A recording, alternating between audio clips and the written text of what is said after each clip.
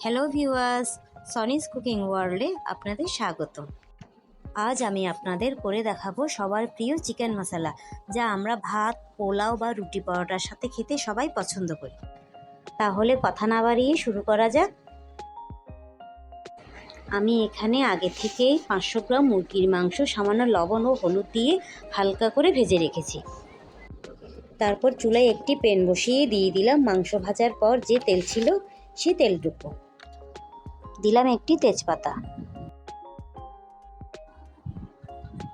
তারপর দিলাম 1 বাটি পেঁয়াজ। এখানে মেজারমেন্ট কাপে 2 কাপ পেঁয়াজ হবে। পেঁয়াজটা একটু ভেজে নিলাম।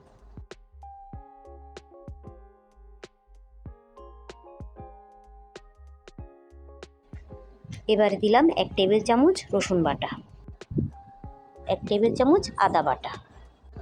এবার এটা একটু ভাজতে হবে যাতে আদা রসুনের কাঁচা গন্ধটা চলে যায়। এবার দিলাম 1 চা চামচ হলুদ,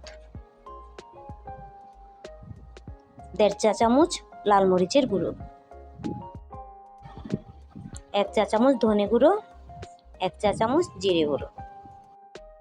এবার মশলাটা একটু নেড়ে চেড়ে দিয়ে দিলাম সামান্য পানি।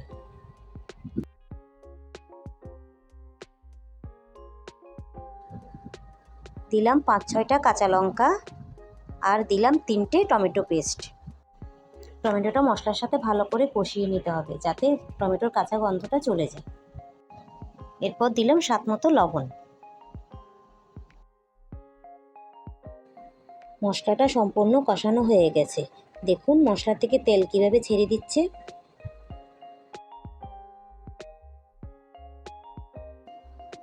এবার দিলাম কিছু নুন হলুদ দিয়ে ভেজে রাখা আলু।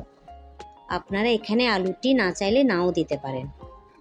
তারপর দিয়ে দিলাম ভেজে রাখা মাংস। এবার মাংসটা মশলার সাথে ভালো করে কষিয়ে নিলাম।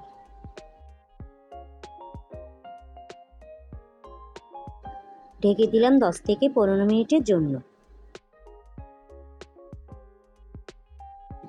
মাংসটা ভালোভাবে কষানো হয়ে গেছে আর মাংস থেকে তেলও ছেড়ে দিয়েছে। এবার দিয়ে দিলাম 1 কাপ পানি।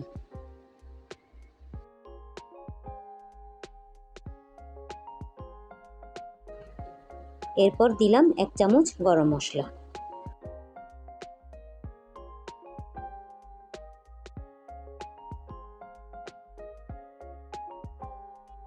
ঝোলটা মাখা মাখা হয়ে গেলে ছড়িয়ে দিলাম কিছুটা ধনেপাতা।